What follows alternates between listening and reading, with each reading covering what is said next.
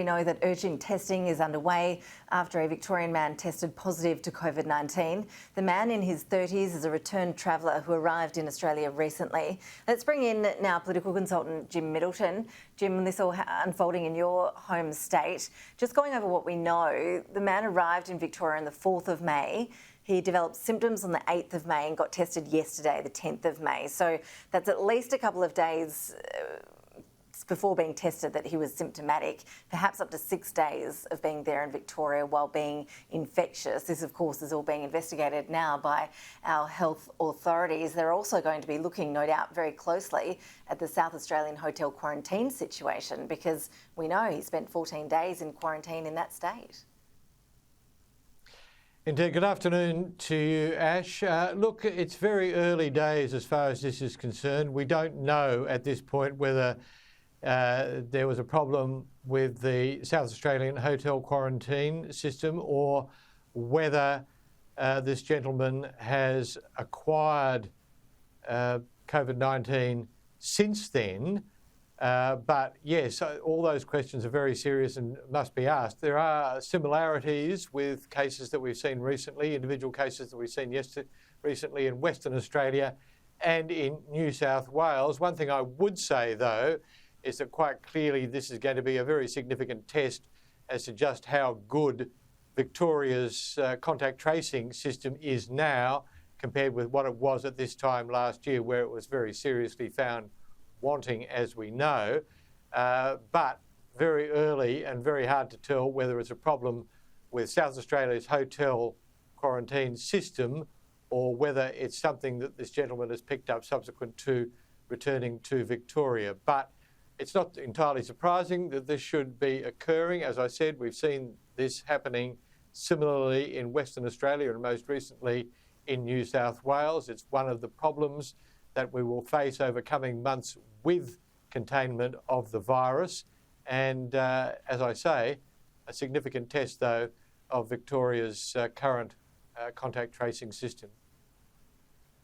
Yeah, and that news is breaking in the last few minutes, so we'll keep across any developments and any further information we get from Victorian health authorities as we get it here on Sky News. Jim, I actually invited you to talk on today to talk about the budget, so let's turn to that. We know it's going to be a big spending budget. What is your expectation surrounding the themes that will emerge in the Treasurer's speech tonight? Well, Ash, I don't think there are too many surprises there because governments these days drop so much material before the budget in various key areas to various media outlets, including, I'm surprised, this is the first time I'm astonished, front page of the Australian today, we've already got what the deficit is going to be. I think it's 161 billion, the Australian is saying. Now, that's a significant improvement on where we were in the budget in October last year, something like $50 billion, but it's an eye-watering amount of money.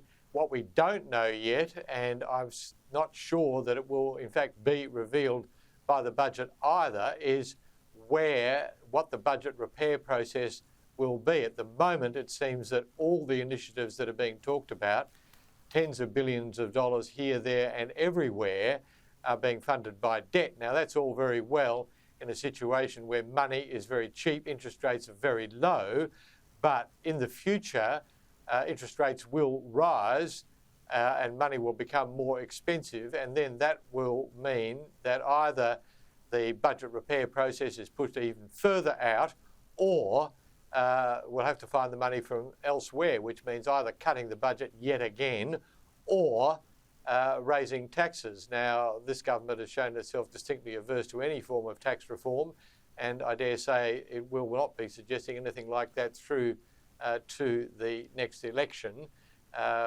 Whether this is a budget that will enable them to go to an election this year, I think that's relatively unlikely, and it's far more dependent, rather than on reception to this budget, on the rollout of the vaccines, which has been significantly troubled to date, whether that gets back on track. But certainly this has all the hallmarks of being a pre-election budget. The one thing that I'll be looking, or the two things that I'll be looking out for is, number one, what is actually going to be spent on skills development, because in the absence of migration, which has been where we've filled our skills gap, as it were, in recent years, that's not going to be a possibility for at least a year or two. We're going to have to spend more on schools here.